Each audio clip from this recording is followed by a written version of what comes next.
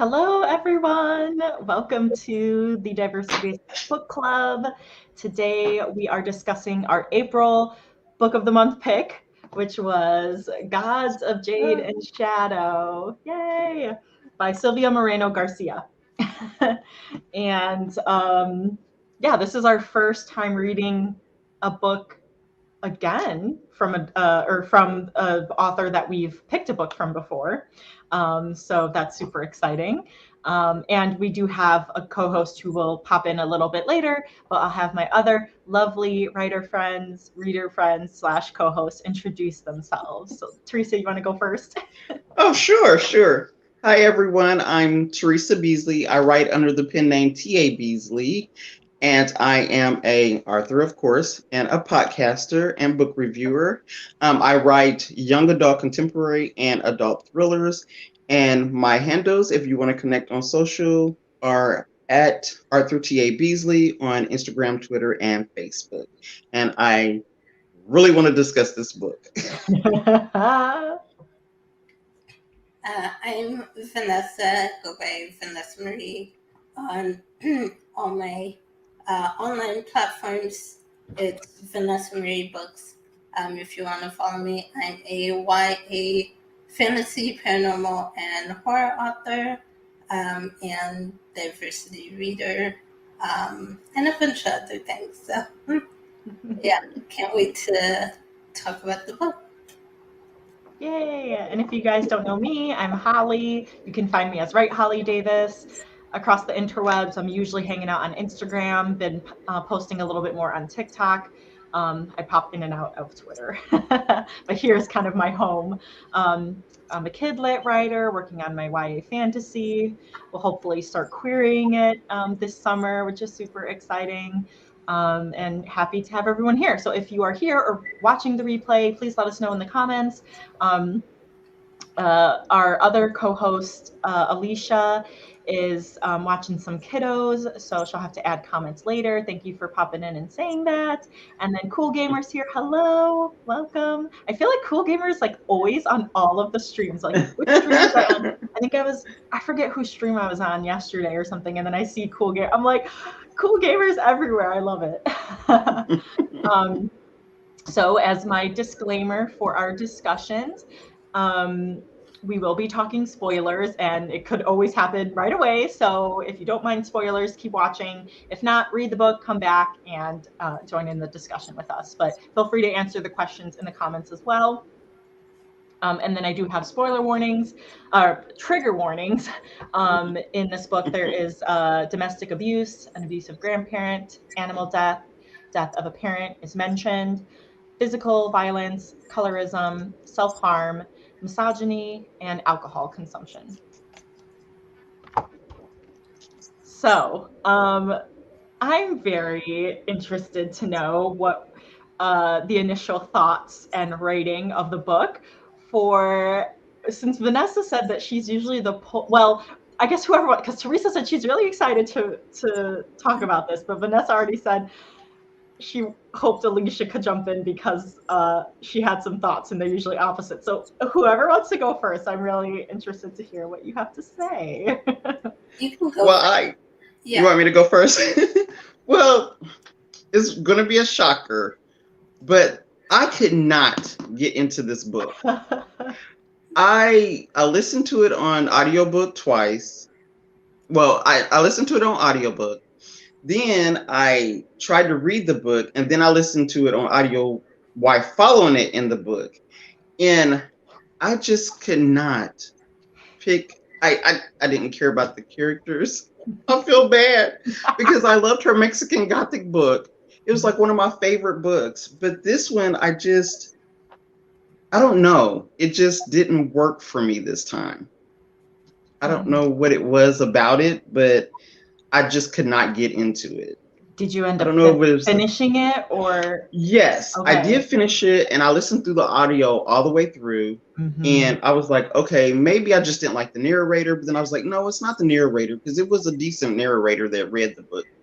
But it was just, I don't know if it was the concept of the book or the plot of the book. Because I'm like, why would you want to help a demon? I mean, he was in this chest for a reason. There was a whole point of him being in the chest, and then, I mean, of course, she's young, and she let him out, but it was just the things that happened after that with her going with him, and he's like sucking the life out of her. I was like, what? Don't forget, I think she kind of didn't have a choice, because it would have killed her if she didn't help him, because she had the bone. That's true, because I forgot the bone that was in her, that went into her hand, right? Her hand, which connected her to him. And then I had a little bit of confusion on keeping him and the brother separate.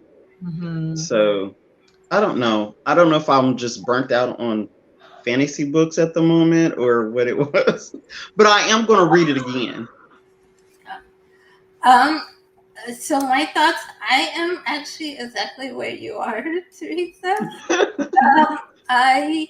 Did you rate it? I'm sorry. Did you rate it, Teresa? Oh, I'm sorry. I gave it like a 3-star. It was a 3-star for me. Okay. Yeah. Sorry. And same for me. I loved Mexican Gothic as well, and it was one of my favorites. So actually, I don't know if it's maybe I just had too high of an expectation. Going into it, that could be part of it. I think another part of it is just that I haven't really been in the reading mood lately. And so, it felt more like a chore every time I had to pick it up. But I would say, though, I do think the writing is good. And it is the type of book that I think I would enjoy more if I was in the mood for a book like this. Because I do like fantasy stories like this. So I think maybe it's just the timing for me. But yeah, it was hard for me to get through it as well. But I did do the audio as well. I listened to the audio as I read along in the book. So yeah. What did you rate it yet, or? Same as Teresa, 3.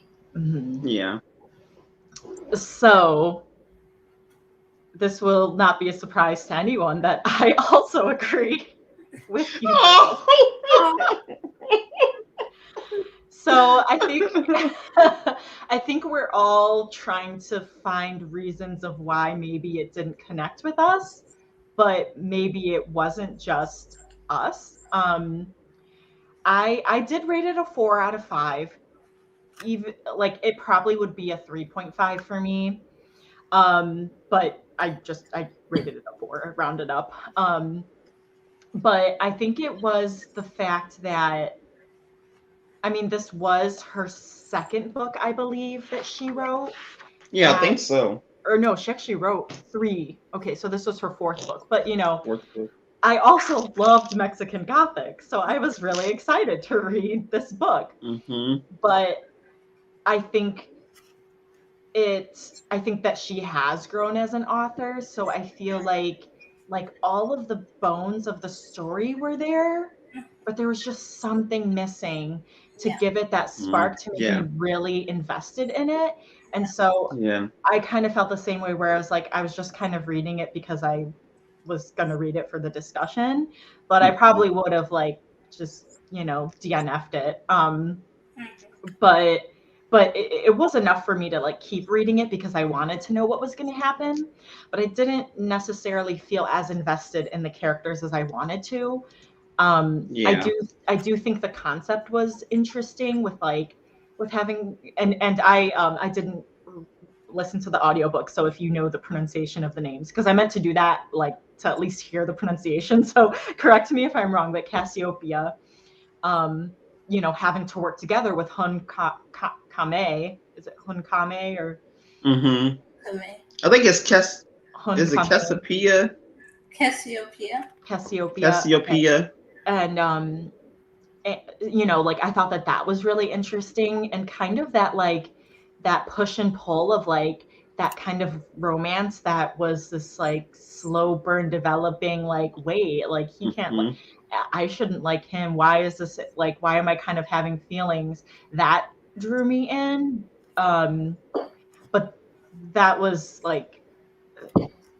really the main reason why. So I kind of really can't explain either, but I just felt like there was just something missing. From really making it like stand out to me. Like I don't think it's really going to stand out to me, but I do think the world building was really strong, and I liked the culture that I learned and all of those elements. So I feel like that's what maybe bumped it up a little bit more for me. And in the back it said she did do her like research and stuff, and on pronunciations and vocabulary and stuff. So yeah, but that was my thoughts. I would also add that yeah, I agree. I think maybe you know, because Mexican Gothic was after this, so I think she's grown as an author, and that could be part of why there was that disconnect with this book. But also, gosh darn it, I always lose my train of thought in the middle. You're fine. What was I gonna say?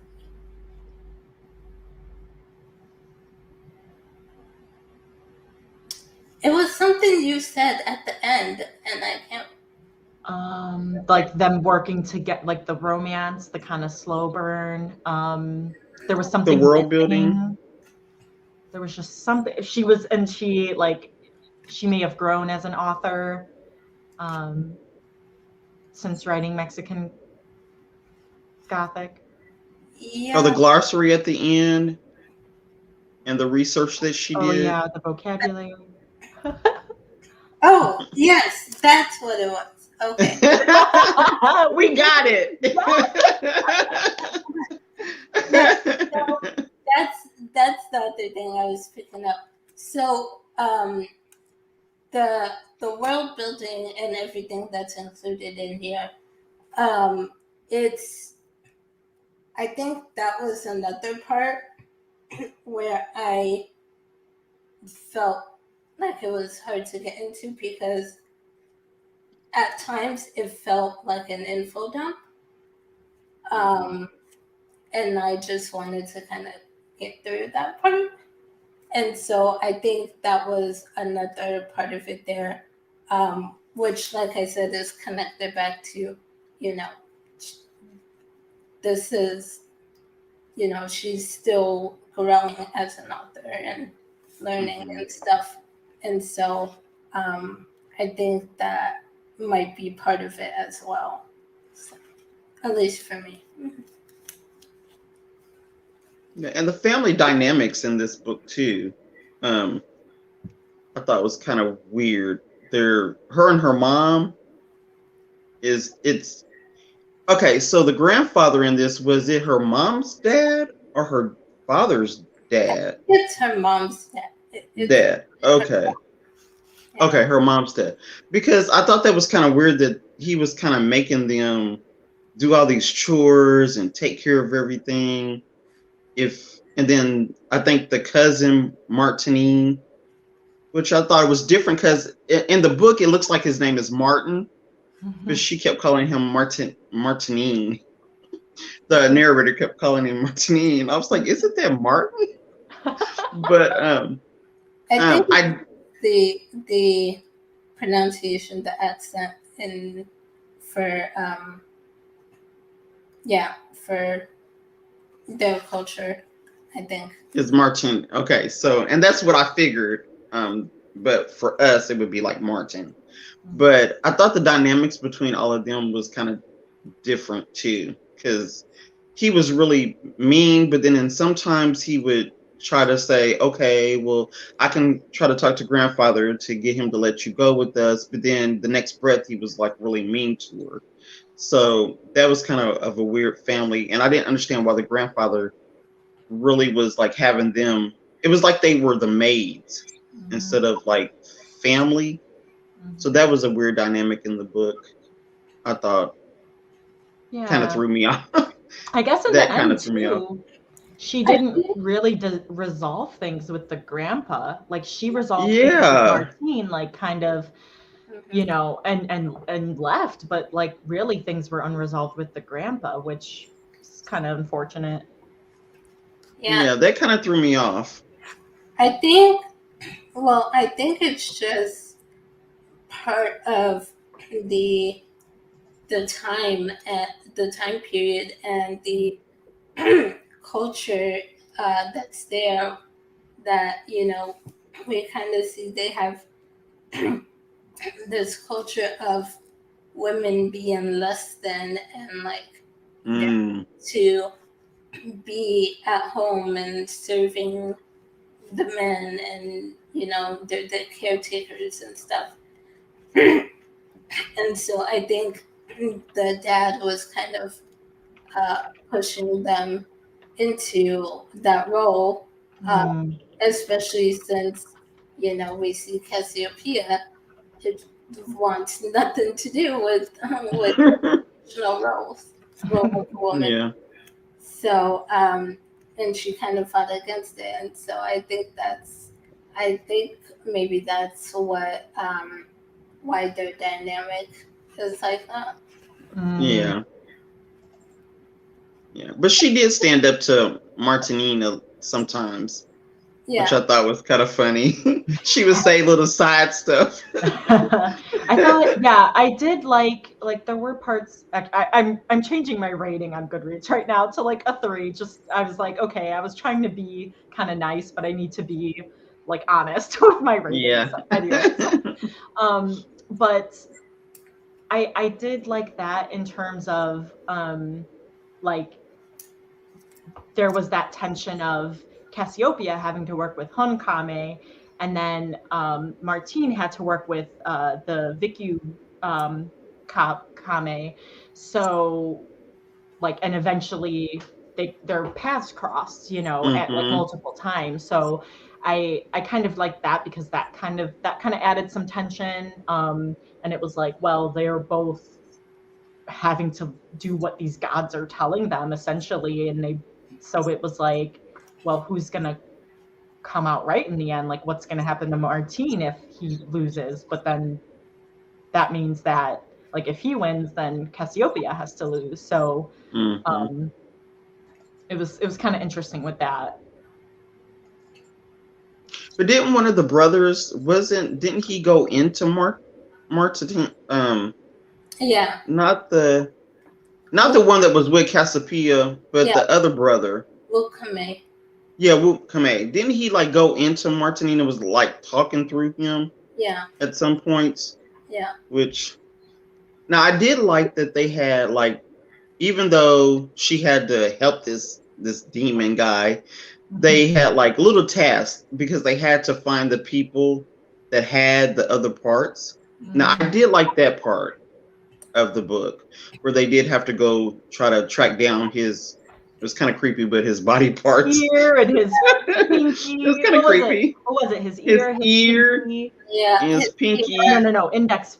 His finger, his ear, his eye, and then the necklace. Yeah. And then I was like, okay, well, this won't be that bad because they are going on this little journey to find all these different things, even though it's kind of creepy that you're walking around trying to find body parts. But I did like that part of the book. One thing though, Honkame is not a demon. He's a lord of death, so he's like a god of death, I guess. Oh, okay. Equivalent to Hades, I would think. Oh, okay. Because didn't she call somebody a demon? Yeah, they went to see a demon at one point. Okay. When they were on their journey searching for something. I forget what part it was, but they did go see a demon. Yeah, let me see. I think I also I agree with Teresa. I liked all the little missions that they had to go on because we got to meet all those different people that had the body parts and see how they could get it from them. But other than the who was it? The woman, the woman who was kind of more of like kind of like a temptress.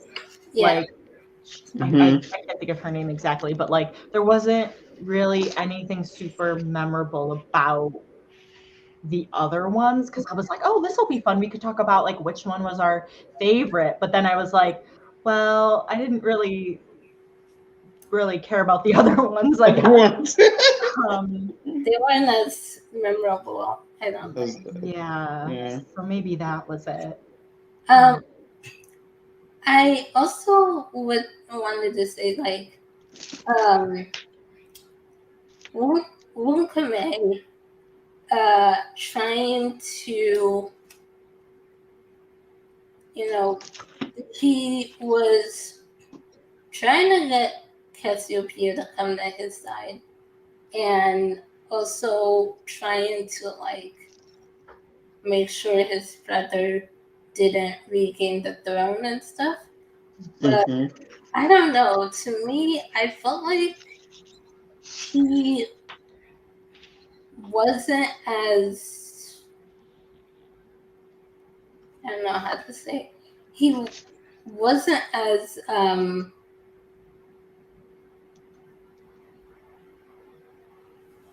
villainy or like villainous, as I would have expected, or not as aggressive as I would have expected for someone who's like trying to hold on to his throne and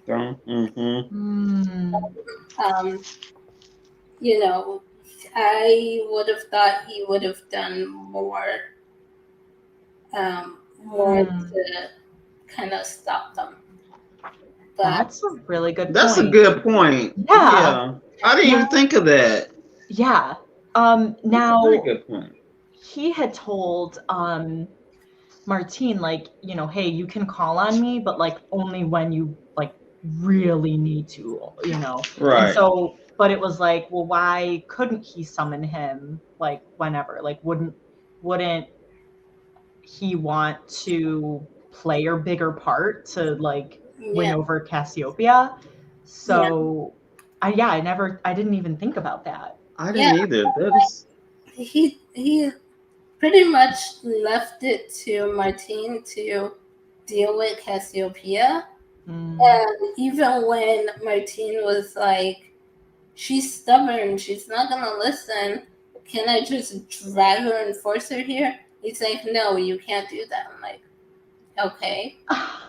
Why not? It probably would have been better. But you are the villain here. Like, right. That's so true. Awful nice villain. So, like, was it because he had some sort of, I don't know, some sort of like blockage on his like power? Like he could only do so much because he didn't have any mortality in him, like, or humanity in him, like Honkame did.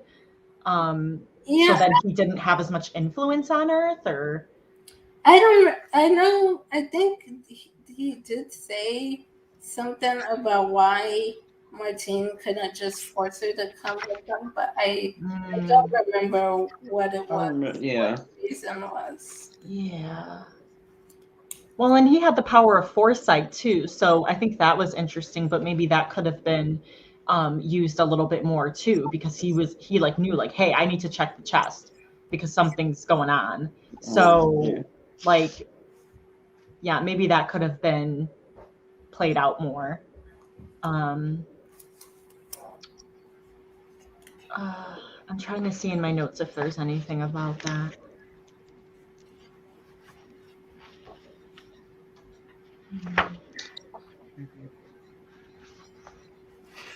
So another thing is this black road that she had to go down. I didn't really understand that part. Mm-hmm. Um, Like in the land of the dead. Yeah, he told her that Walk the black road she had or to walk the black road, and like she had to keep her mind straight because it would try to trick her yeah. because he wasn't going to play fair when she was going down the road. So she had to make sure that a lot of the stuff is not real because the brother was going to try to trick her as she's going. Because I think it was like the final task that she had to do. mm-hmm. They both had to do. Her and Martine had to. Yeah, so they had to go down that road. Yeah, and whoever got there first, got to the World Tree first, would be the winner champion or whatever. Right. What confused me though, the part that I got confused about was towards the end where she kills herself. Like she sacrifices herself for Mm-hmm. Hokame. And I'm like, and that got her to win, I guess, the competition. Mm-hmm. I didn't really get how that worked. Yeah. That was a little confusing. I'm not sure about that either. Yeah, because like Martine was like he was gonna hurt her, and then he's like he's like I can't bring myself to Mm-hmm. to hurt To do you. Yeah. So that, but then she slits her own throat. Mm-hmm. So, that's interesting. Yeah, that's. I wonder if it had something to do with, oh, you know what? Because like maybe you could only reach the world tree if you were dead, because I wrote down here that no living things can remain in the land of the dead. So maybe So maybe maybe that's that was why. it. Like she found out that like, hey, I have to get there. Well, Yeah.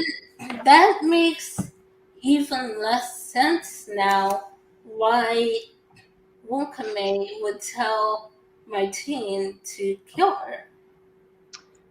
Right. Yeah. Never Yeah. mind.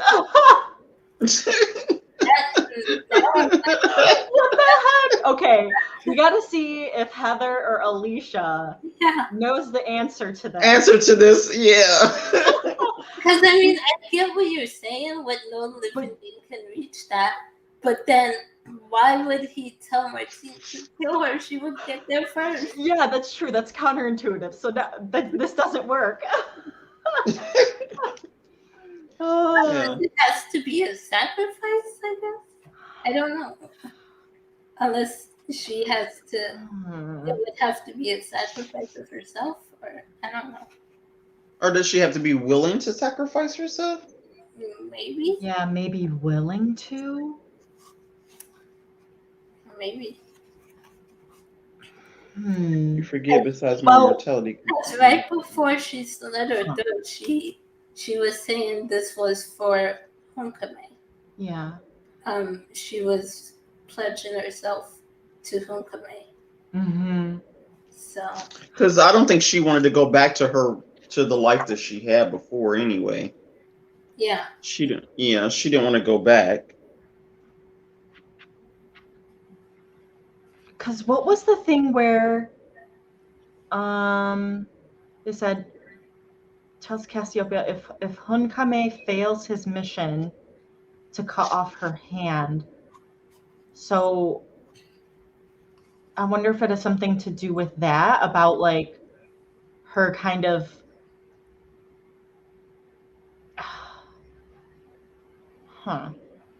This is a good. Yeah, this is. I just. What's this? Well, because grandfather is going to kill me when I get back to what is that? Yucca Mill? Where? You might as well have asked Kame to cut off my head. I think she was talking to Martine. Mm-hmm. Yeah, because he was sitting on the floor. So why didn't you ask him to murder me? You didn't kill me either. Huh. Yeah, these last chapters are kind of confusing. Yeah, maybe it had to be. Maybe that's what it is. Maybe it had to be a self-sacrifice. So if Martine killed Cassiopeia, she couldn't do it herself. Yeah.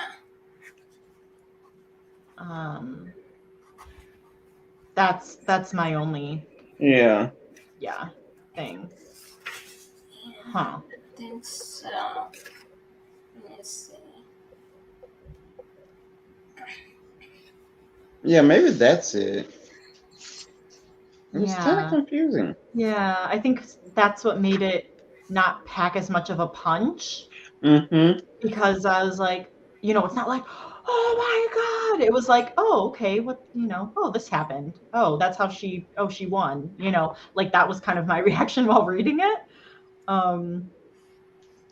So. And I was sitting there in a car. I was like, where'd the car come from? I think they were going back to well, they were going to go back to the home, and then Cassiopeia said she's not coming back. So I wonder if, because the brother had offered Cassiopeia to be his queen on the throne or something. And wait, which brother? What's his name? Vukame? Yeah.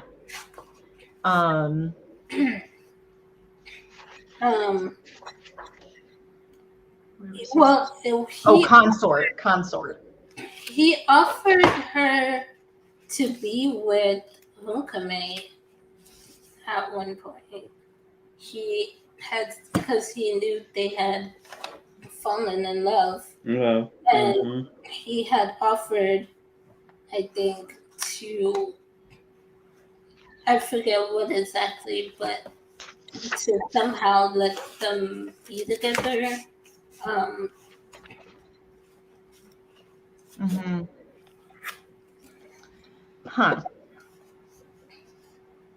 Yeah, that's interesting. So did you guys like that Honkame and Cassiopeia were like they kissed, like they finally kissed, they found out that they did like each other? I mean, I knew where this was going from the beginning. Yeah, I kind of figured that. Did you guys believe it? Did you feel it? Like, did you guys feel the romance? I mean, I could see how it started developing, but honestly, I didn't care about it. I didn't either. I feel bad that I did not like this book. No, it's always around this time. Like, we read a book last year where, yeah, we did. Only the three of us liked. But there's always hits and misses. We usually do good with our picks, but yes, I think it's also good to have. It's interesting to have these discussions too with books because then we kind of can dissect what didn't work and why, and we can learn from that too. So I find these ones interesting too, especially when they're few and far between, because I'd rather enjoy the book and be able to fangirl over it and drool over it and stuff. But I knew when none of us was posting about it in the messenger, because we all talk on Facebook Messenger. I'm like, yeah, we all felt the same. None of us are like, oh my gosh, page this, OMG this book. We were all just cruising into the discussion. But I did really feel okay. So one of the reasons why I did like the romance and I felt like it was believable was, number one, it was slow burn, and number two, it was like there was some like playful banter, some like real comedic moments between them, and that it just made it fun. I did like their dynamics. So yeah, I think that's why it was so hard for me of rating it a 4, was because I couldn't really put my finger on what wasn't working, but I did see the parts that I did like from it. And I agree. I did like their banter and those moments. Yeah. And I can see how their relationship developed. It's realistic for a fantasy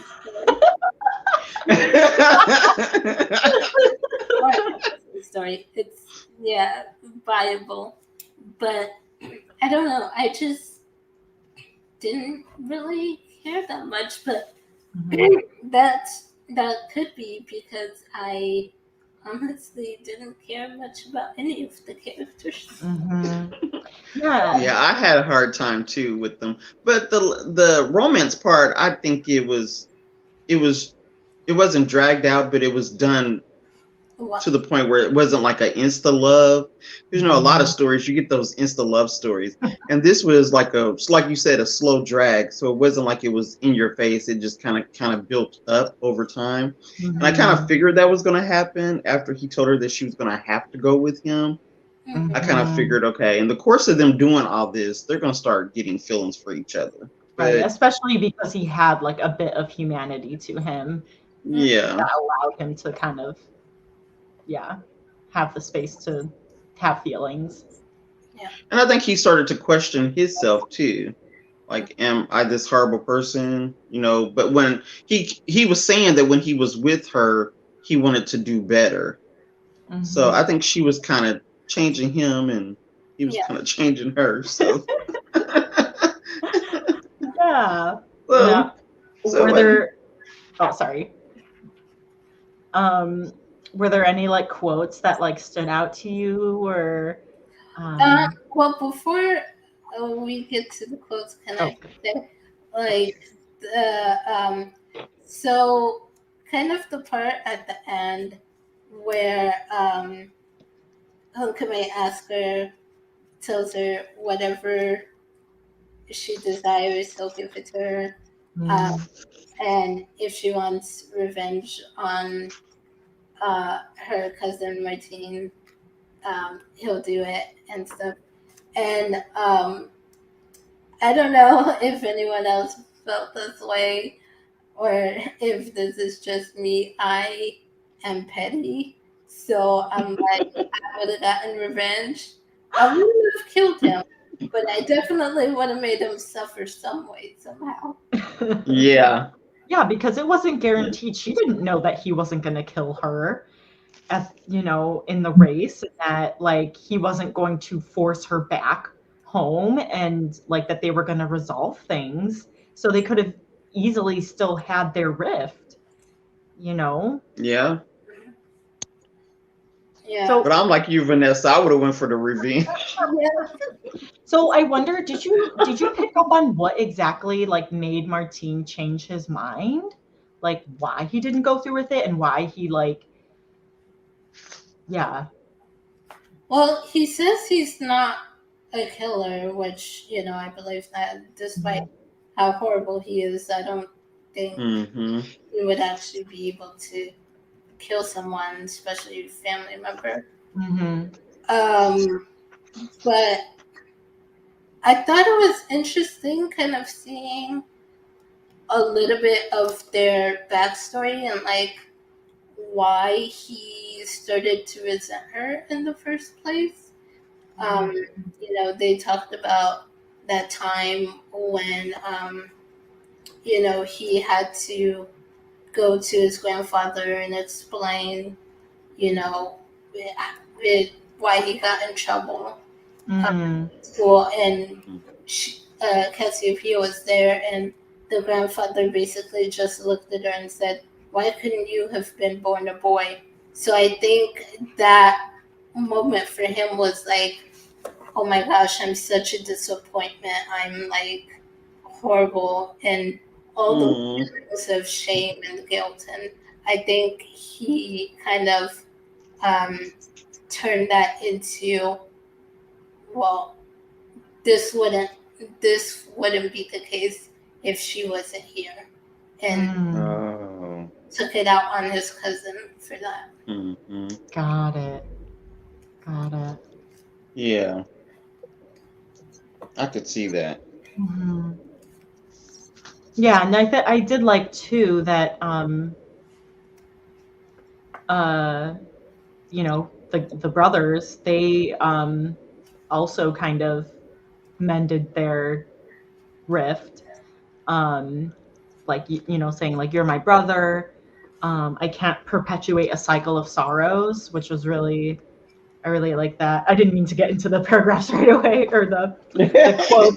I was just talking about that scene in particular, but you know, there is a good lesson there on page 322, where where is it? Oh yeah, he says, Hunkame says, I've desired nothing except your death, and yet now I do not find the need for it. I was unkind to you, and you returned the unkindness, but I cannot perpetuate a cycle of sorrows. And then Vukume says, it's the remaining mortality in your veins that renders you like this. He said, perhaps, or the wisdom to understand the order of duality should not be challenged, or the fact that despite my bitterness, you are my brother. Right. So I thought that was kind of cool that that was resolved. And I think, like Teresa was saying, Cassiopeia was making him into a better person, because I don't think he would have gotten to that point of resolving things with his brother if it wasn't for her. Because, you know, I think it was her pushing him to kind of think, like, you know, to kind of try to see it from his brother's perspective, and like how that resentment might have been built up because he always had to live in his shadow. Which, you know, Cassiopeia related to. She kind of saw herself in his brother, like relating to his brother, in the sense that they both had to, you know, be in someone else's shadow and be mistreated by them. So I think it was her getting him to see that kind of allowed him to be like, you know, let's end this cycle.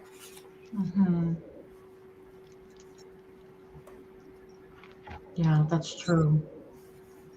Yeah.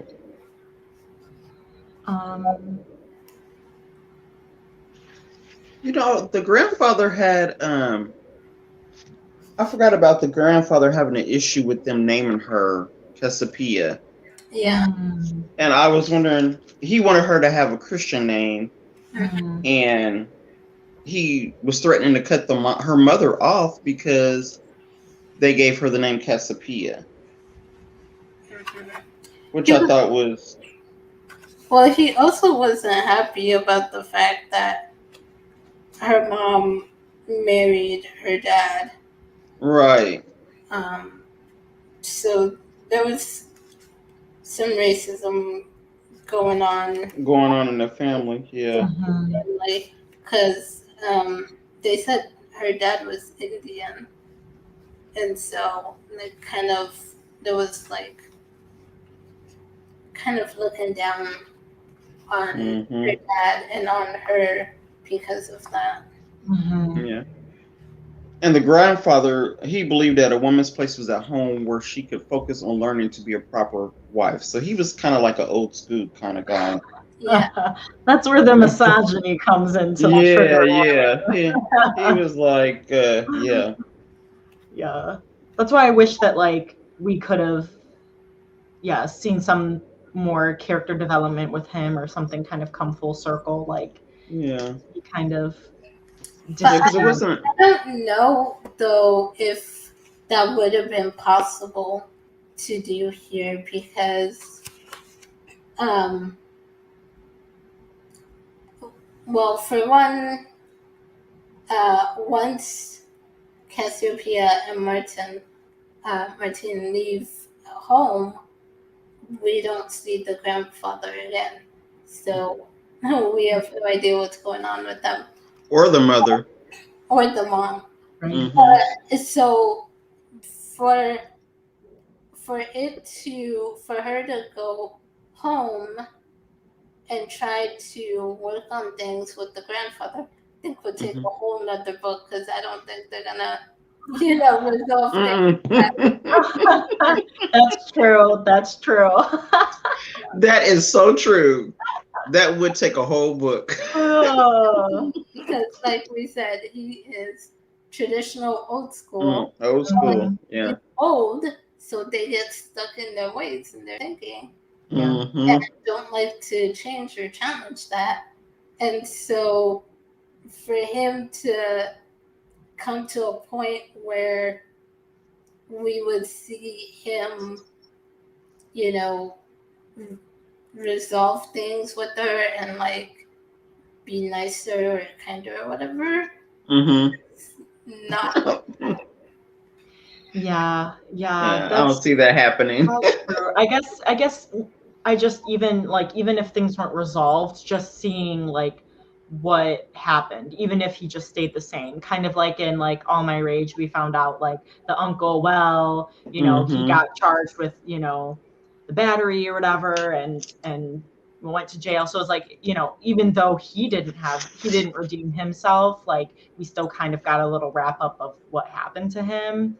So I think, that's more so what I wanted, just to kind of know, because he just kind of, he played a big part in the beginning with like being the one who was dealing with Vukume and keeping the chest hidden and stuff, and then kind of disappeared. So like I think I just felt like, he at least could have popped in a little more, I guess. I don't know.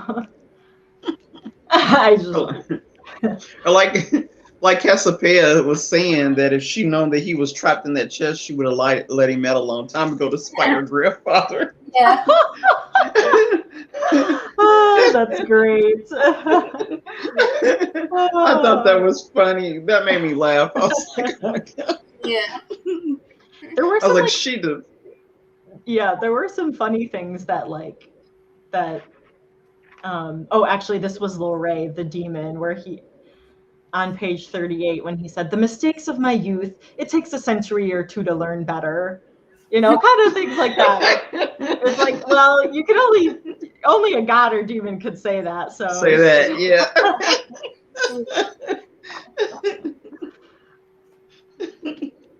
I'm trying to think of any other one. Let's see. I left my notebook at work and it has all my notes in it. I liked page 250. Let's see. Where Cassiopeia asks Homecoming, that's why I'm like, where is it? I'm like, that's because I'm on the wrong page. She said, why, or because he's like, isn't it obvious? There must be a mortuary chamber somewhere. He intends to kill me and rule across this whole vast expanse of land. My blood is bound to be the final stone. Oh, I can feel it.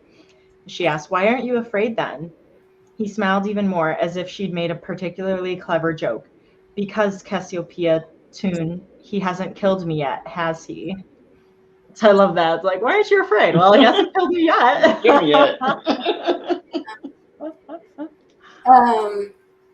There's so this part on page 216, towards the end of the bottom of the page, going into 217. So she says, how will we get out of this? Cassiopeia asked in a whisper. I imagine with some effort, Hunkame replied laconically. Cassiopeia raised an eyebrow at his words. Was that a joke? I suppose it was. It wasn't very good. I don't have much practice with them. And then it goes down to where it says, the spell is sound enough, but there's a solution to every riddle, Hunkame said. If I thrust myself against the flames, I'd scorch my body and rid them pain. But I won't do that, not exactly. What we need is that guard to come here, right next to the barrier. What do you suppose? Have you any practice at playing the damsel in distress? It's funny moments like those that I really liked. Oh, that's great. Yeah. There was some funny dialogue in here. Yeah. Let me see if I can find anything else funny here. There's one on 218 where Cassiopeia said, thank God he's not dead. What if he was? Hunkame replied with a shrug, smoothing the lapels of his suit. He's only a man. And she goes, I'm only a woman. It doesn't mean you can chop me down like a weed without any care or thought. Neither can you chop him. Nice.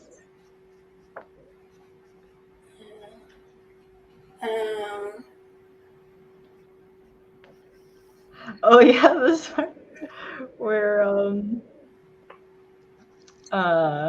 yeah, I think this was the first. I don't know if this was the first. Oh yeah, this was the first time that Martine finds Cassiopeia and she runs away. On page 143, she's like, he tried to explain that I'd be welcome back at home, as if that might ever happen. Oh, why are you looking so calm? Because he did look far too calm, carved in stone. And then he said, would it please you if I ran around like a headless chicken as you do? He seems to be fond of comparing her to animals. Animals, yeah. Yeah. I was like, it's a great. Let me see.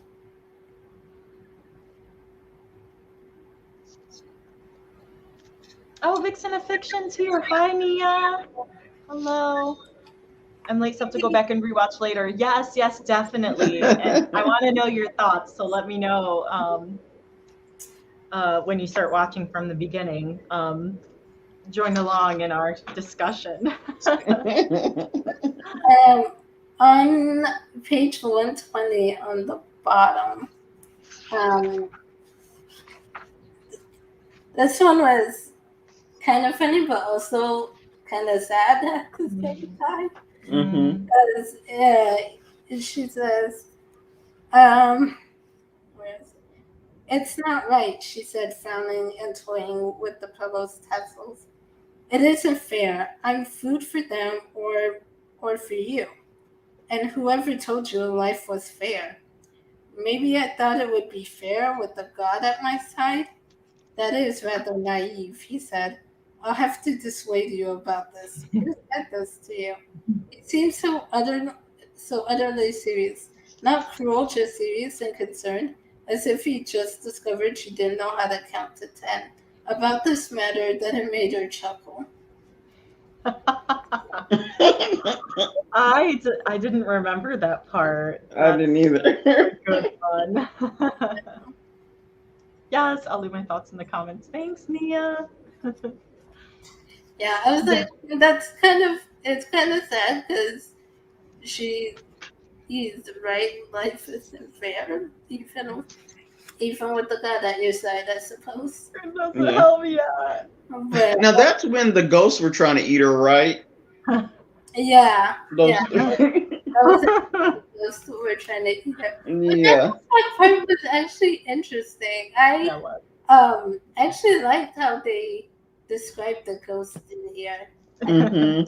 kind They were of talking about how famished they were. They were yeah. like, we are hungry. I was like, that's a unique twist for ghosts. So I like how she did that. But he did tell her not to look at him, and Yeah, she did it anyway. So and it's she let like, go of his hand. She told him. He told her not to yeah, let go of her and hand. she did it anyway. Yeah. Kind of Yeah, the ghosts were kind of interesting. Hmm. the other quote that I wanted to share that like kind of was a little sad too was, well, it takes a long time for Hunkame to reply, so I'll just say his reply, but it's on page 144 and 145 where she asked, "What if I'm only free for a few days?" I think that's when she kind of first escaped like home and everything. She just says she doesn't want to go back to Ukamil. What if I'm only free for a few days? And he said, I ask myself the same question. And I was like, oh, like. So it was cool to see there were some parallels between them, even though Hmm. they're two very different God and Two human. different, yeah. One thing that did kind of surprise me a bit was towards the end when she's saying goodbye to Hunkame and he kisses her one last time, and they're saying goodbye, and it talks about the land transforming, and like it was the land of the dead, so there was like no flowers or plants or anything like that, and then Hmm. the flowers started to bloom, um, and it started to the land started to transform. And I was thinking at that part when they said that, I was like, so does that mean she's going to be able to stay with him? But then the last line said, um, she like when so the last line on or the last paragraph on page 326 was, then he took Cassiopeia's hand again and wrapped her in his cloak for a second. It was like slipping into an absolute blackness, the darkness of the garment blotting out Zabalba, and within another second she had slipped into her hotel room alone. So I was thinking, like, when they were talking about the transformation and then they hugged one more time, I thought she was going to be able to stay for some reason. And then, so it kind of surprised me that she still ended up having to leave, I guess. But did she leave? Did she still have? Because it said leaving a gray speck of his heart was left. Yeah, I saw I marked that part too where they talked about the gray speck. Let's see. Now, was that in her or? Or, I don't know. It says when there was but a gray speck of his heart left, he bent down and kissed her again, briefly, a brush of lips. Oh, okay. A grain of uh, dust may contain a universe inside, and it was the same for him. Within that gray speck, there lived his love, and he gave it to Cassiopeia for her to see. He had fallen in love slowly and quietly, and it was a quiet sort of love, full of phrases left unsaid, laced with dreams. He'd imagined himself a man for her, and he allowed her to see the extent of this man, and he gave her the speck of his heart, which was a man, to hold for a moment, but before taking it back the second before it faded.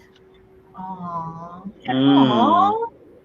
Okay, so she didn't get it, but he showed it to So she her. did, yeah. Oh.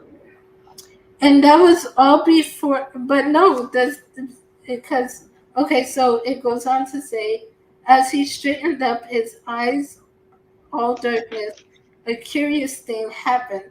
The speck did not fade, instead turning vermilion, and it lodged behind those dark eyes unseen. But Zababa, so intimately connected to its lord, must have seen, must have known. Zababa sensed the echo of the silent goodbye, and that's why it talks about the land transforming, Mm, land of the dead, into right. living things and having flowers blossom and grow. And so that's why I was thinking, does this mean she could stay? Stay. But she didn't. So I was like, oh, okay. Oh. Dang. Yeah, maybe having more explanation for that would. Oh my gosh, we actually had a really good discussion from this book that we didn't really like as much. I know, right? Well, you can get really good. I feel like sometimes you get better discussion out of books you don't like than the ones you do. That's true. Like I said, there were bits and pieces of some of things that we all enjoyed. Yeah. So we are at the hour. So any last remaining thoughts before we wrap things up? I just know not to read anything before Mexican Gothic. And it's my fault because after reading Mexican Gothic, I compared that to what we read. And I think that's was probably one of the reasons why I didn't like it, because I really loved Mexican Gothic. Yeah. So I want to know then if Nia, if you're still watching the replay, if you read any of Silvia Moreno-Garcia's other books, particularly Mexican Gothic, and what are your thoughts, feels, and opinions? yes. To hear about it from someone who hasn't read that. Yeah. I was gonna say, particularly interesting because, Teresa, I remember you saying the first time you read Mexican Gothic, you didn't really like it either. I didn't. I did not like it. That's right. I read it the first time and I was like, oh my God, this book is weird, and I just could not get into it. But then we picked it for our book club and I was like, okay, I'm gonna start over and read it again. Yeah. So when I read it again, and actually I didn't read any other books while I was reading it. Yeah. I just read that book. Oh. And then I was like, oh my God, this book is so good. Oh, I totally forgot. Oh my God. Yes. I did not like that book at first. But then when I actually reread it and just read it by itself and concentrated on reading that, I was like, oh my God, I love this book. So I think I compared that when I was reading this, and I was like, okay, this is not as good, and I'm just not into it. And I mean, I read this book 3 times. So basically, so it's like, because I would put it down, pick it back up, and then plus I was listening to the audiobook. So I was like, okay, I'm listening to it. I listened to it full through, and then I listened to it again while reading the book. And then I went back and skimmed back through the book again. I was like, I don't know what it is, but I just can't get into it. But it's not going to stop me from reading her books, though. I will say that. Yeah. Maybe. Yeah. I'm not going to let this one, just because I didn't really care for it, I'm not going to let it stop me from trying her other books. I probably will just try the newer books and not all of the older books. Yeah, I think I'll try the ones that are already out, or that come out in the future. So Nia didn't read Mexican Gothic yet. Now I want to. You definitely should. We all loved it. I think this one, for me, I might reread it sometime in the future because, like I said, I think it might have just been the timing and the mood that I'm in. I think I could possibly like it more if I reread it in the future. We'll see. I don't know. Because there were some descriptions in here that I was like, oh, I love how she describes things. These are really good descriptions. So, yeah, I keep changing my rating of things. Okay. I'm going to. The problem is that Goodreads doesn't have the half ratings, and that like kills me. Right. Anyway, so I'm gonna keep it a 4 because I know some books I've rated a 3 in the past that I really did not like and did not really have much to talk about. And I think coming at the end of this discussion and realizing that, there were a lot of things I did like about it, even though there were also a lot of things that were kind of hit or miss. So I will still give it like a 3.5, but I'll give it a 4 on Goodreads. So that's what I'm. Okay, that's it. I ask though, and both of you can answer this, but like, so I have heard other authors say that you shouldn't rate other authors' books unless you like them, like unless it's a 4 or 5 star rating, then you shouldn't rate other authors' books. If you're an author yourself, and kind of wanted to know what your thoughts were on about that. That's a very good point. Nia would have rated it a 3.5 to 3.75. So I think maybe that's why I rated it a 4, because I either will rate, like my rating seems so high on Goodreads because I'm either rating it a 4 or a 5, or I'm not rating it. And if I don't rate it, it's because it's not a 4 or a 5, because of the reason that Vanessa said. Because like there is that kind of fine line of like, oh, that author that you rated a 3, well, now the publisher is asking them to blurb your book. You know what I mean? So there's kind of like this fine line. So yeah, I didn't think, but in the back of my head, I think that's where I was going with my rating. But I rarely rate things a 3. I think for that reason. It's rarely 3s, mostly I just won't rate it. Me, yeah. Well, since I'm a book reviewer and authors or publicists send their books to me to review them, I have it on my blog. Do not send your book to me unless you want an honest review. So if it's a 3, it's a 3. If it's a 4 or 5, it's a 4 or 5. But I'm not going to rate somebody's book a 4 or 5 if I really don't think it's a 4 or 5, whether they're an author or not.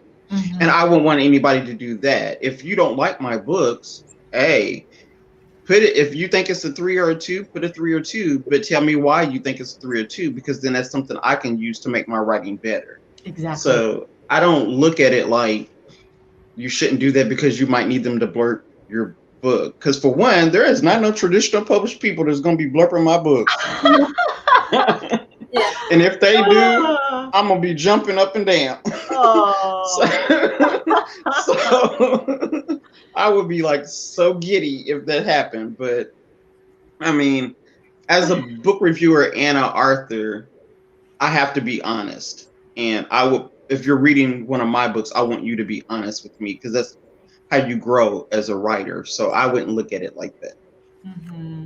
And I haven't really given any. Oh no, I take that back. I did give one author a 1, but I had a phone conversation with him and I explained to him why it was a 1.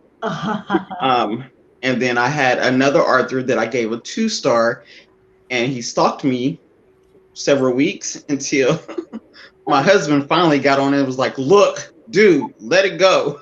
That is not okay. Oh my God. But those are the only 2 incidents where that's happened. But other than that, I mean, and if it's going to be like below a 3, I inform them before I post it. And if they don't want me to post it, then I won't post it if they ask me not to post it.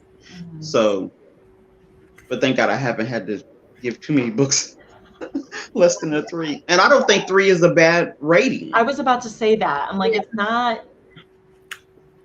Yeah, to me, it's not. It's on Goodreads. It's I like it. Yeah. I don't think it's a bad rating just because you give somebody a 3. But I think in the author's minds, it's like, obviously you want it to be the best it can be, and you want it to be as high of a Right. number as it can be. So Yeah. interesting discussion. So what Well, about you, Vanessa? yeah, what do you think? Well, I used to rate all my books before I heard that advice.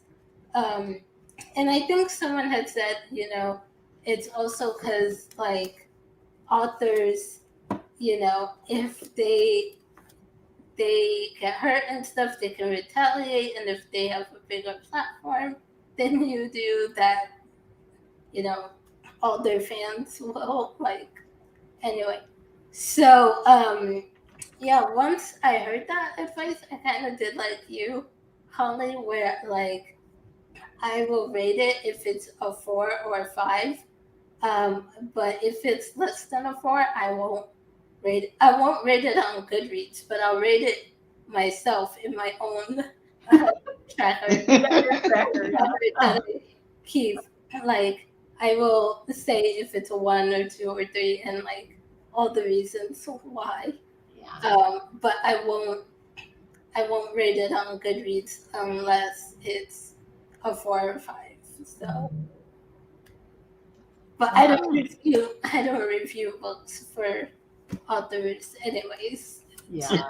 Well, we've had an amazing discussion. Yes. Thank you for joining us for Gods of Jade and Shadow. Please join us for our May Book of the Month pick, which is, we haven't had too many middle grades, but this is a middle grade fantasy, Witchlings by Claribel A. Ortega. There is an audiobook version of this, so audiobook lovers can also read it. And yeah, I think that's it. In about a week, I'll post so this actually is good to say because I didn't tell you girls yet, but in a week I'll be posting the poll for June, and since June is Pride Month, I want to pick an LGBTQIA book. So all of the choices are only going to be LGBTQIA. So if you guys have any BIPOC LGBT books, you can recommend them. We'll add them to the potential poll. I think I do have like 1 or 2 books. Aristotle and Dante. What'd you say? Aristotle and Dante. Oh, yes. Actually, that's on my TBR. Yes. Okay, good. I've been wanting to reread that one. Oh, good. Nia's looking forward to Witchlings. Yay. Yeah, I started it and I'm enjoying it so far. Yeah, I've got to get my copy ordered. Yay. Aristotle. And isn't there a sequel to that, Aristotle? And Yeah. Mm-hmm. Okay. All right, that's up. All right, girls. Well, thank you so much. They're linked down below. Please follow these lovely ladies. And we will see you over on Goodreads. Okay? Bye, everyone. All right. Bye. Thank you.